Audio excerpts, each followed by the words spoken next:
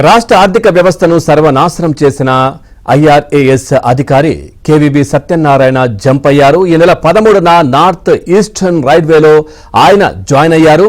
కూటమి ప్రభుత్వం అధికారంలోకి రాగానే గత 5 ఏళ్లలో వ్యవస్థలను తుంగలో తొక్కి వైసీపీకి ఏకపక్షంగా వ్యవహరించిన అధికారులను రిలీవ్ చేయకూడదని ఆదేశాలిచ్చారు. అయినప్పటికీ సత్యనారాయణ తప్పించుకుని వెళ్లిపోయారు.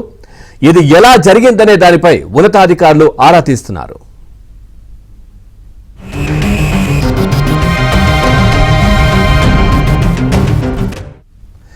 జగన్ పాలనలో ఆర్థిక శాఖలో అవకతవకలకు సత్యనారాయణ కారణమనే ఆరోపణలున్నాయి. 2017 నుంచి ఆయన రాష్ట్ర ఆర్థిక శాఖలో సెక్రటరీగా విధులు నిర్వహించారు. 2019లో వైసీపీ అధికారంలోకి వచ్చాక అత్యంత కీలకమైన నిధుల చెల్లింపు విడుదలను సత్యనారాయణ చేతిలో పెట్టారు. ఇక 5 ఏళ్ల పాటు జగన్ అస్మదీయులకు మాత్రమే బిల్లులు చెల్లించారు.